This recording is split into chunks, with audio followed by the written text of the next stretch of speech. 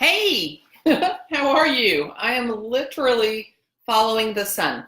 Um, it is shifting. We're having a cloudy day where I am, and I want to be able to see you and your comments, and I want you to be able to see me, and not with a Phantom of the Opera kind of thing going on. So, hi, how are you? I am Daphne Smith, and welcome to today's Facebook Live broadcast. I am with you on December 27th. So we are just days away from a brand new year. And what I'm excited about is today's topic, or the question for the day, is relevant regardless of the day of the year, regardless of the season. It is really something that is practical and applicable every single day. So I am excited to be here and share this with you. And if you are not seeing this live, it is available. You're watching the recording, duh, right? If you didn't see it live, you're watching the recording. But I'm just going to dive right in. And the time you want to be. There's an expression that the two most important days of our life are the day that we're born and the day that we find out why. And once we find out why we were put on this planet, what our design, what our destiny, the purpose that we are to fulfill, once we discover that, we have a whole new perspective and approach to life, especially in our day to day. Maybe you've been on your journey for a while. You know that you know what your purpose is, what your why is, what your way is. And if so, that is great. Keep on trucking. And I'm going to encourage you at least quarterly, so every 90 days, check in with yourself and find out if you are where you want to be. Okay? I really don't believe in where you're supposed to be, because who can determine that? And yes, we have to have goals and we need to set deadlines and that. I'm not talking about that. I'm talking about, are you where you want to be in life? This can apply financially, health and wellness, relationship, career. So many different areas of our life are affected by this question of, are you where you want to be? So that's what we're going to talk about today. And I want to know if you are willing to go there, so to speak, because it takes a tremendous amount of courage to not only ask yourself that question, but then to be still, get quiet, listen for that answer, self-assess. It is so easy in today's world to become inundated and busy and become human doings instead of human beings. And this is the kind of question, are you where you want to be?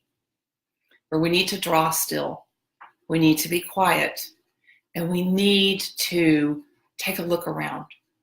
See if what we're doing daily is supporting where we want to be and who we want to be. So if you're willing, if you've got the courage to do that, I want you to type into the comments, willing. And then that way I'll know that you're in the right place, and it'll help you as well. So if you are willing to ask yourself that question, am I where I want to be? Then really, the next question, if that answer is no, is why not? If you're not where you want to be, the next best question to ask yourself is, why not? Hey, Peggy, good to see you. Happy almost New Year. Thanks for chiming in. How's that boy of yours? I can't wait to meet him someday. And we're talking about the big question, especially this time of year. Are you where you want to be? If you are, then great. Keep doing what you're doing, and make sure you have regular check-ins with yourself about your progress and making sure you stay there, because goodness knows it is very easy to drift. And by that, I mean get off course, to get distracted. It would be another way to say it. But if you ask yourself, am I where I want to be? And the answer is no. Then the next question is to ask, why not? Now, is it a matter of time. You just haven't had the time to get there. For example, you want to lose 50 pounds and it's the third day of your new health and wellness regimen, then no, you're not going to be where you want to be. And that's a matter of time. It's just going to take time. Is it a matter of commitment? When it comes to, financial goals, career goals, relational goals, are we putting in the time and the commitment that we ought to in order to honor not only ourselves, but our intentions and those we are in relationship with as well? It doesn't matter what your goals are physically. It doesn't matter what they are financially or career or relationally. All of our goals require engagement with others. And so our commitment to those other people, are we communicating clearly? Are we asking for what we really need? Are we giving praise and honorable feedback, if you will, to those who we are engaging with to help us get us to our goals, to help us be where we want to be? What we need to realize is that in order for us to be where we want to be, the next best step is all we need to know. I don't know if you're like me, but it's very easy. Okay, here's my goal. I set a target and I want to know how to get there. I'm thinking ahead to step 63, right? I don't need to know step 63. I need to know the next best step. So that's another question to ask yourself is, what is my next best step? And if that's a question you're willing to ask yourself, type that in the comments, next step. If your goal is to clean your garage, if your goal is to reorganize a closet, whatever your goal is, the next best step is the right step to take. Does that make sense? I know it's easy to get overwhelmed, or at least it is for me, and lose sight of the actual goal. I start spinning around, my thoughts go sideways, and I get distracted, and I start chasing squirrels. Knowing what the next best step is what will get us to where we want to be eventually. It's not going to happen overnight. Actually, nothing of value ever does happen overnight. For us to create a living legacy, as my friend Nikki talks about, for us to make an impact and have influence in this world and with others, it takes time. And all too often, it is easy for us, especially because of social media, to compare our backstage, the work we're having to do behind the scenes, to somebody else's front stage. We see people in their photos and their webinars and all their we listen to their podcasts and we're like, oh my gosh, I can't even imagine being there.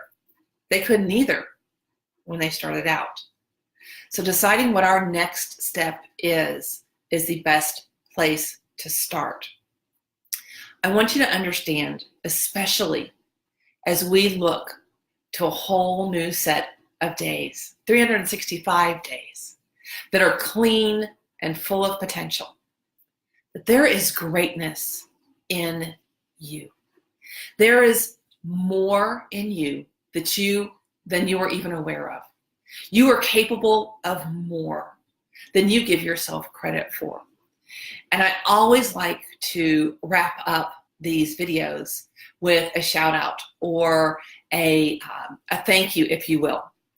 And it's really kind of a 2-for-1 today, because I want to share with you something that, oh my gosh, how many years ago? More than 20 years ago, I was introduced to this poem by Marianne Williamson. And I can clearly remember the first time I heard it. It gave me my soul. I had a visceral reaction to it. It touched me in my deepest depths. And then it was actually used in a movie called Akeelah and the Bee. Great movie. I recommend it for women and men and children of all ages. It's a very, very good, encouraging movie. And when the little girl read this passage in the movie, brought me to tears. And that's when I said, okay, Daphne, This is a significant passage. And so I typed it out because I want to read it to you verbatim. Our deepest fear is not that we are inadequate. Our deepest fear is that we are powerful beyond measure. It is not our light. It is our light, not our darkness, that most frightens us. We ask ourselves, who am I to be brilliant, gorgeous, talented, fabulous? Actually, who are you not to be? You are a child of God. Your playing small does not serve the world. There is nothing enlightened about shrinking so that other people won't feel insecure around you. We are all meant to shine as children do. We are born to make manifest the glory of God that is within us. It's not just in some of us, it's in every one.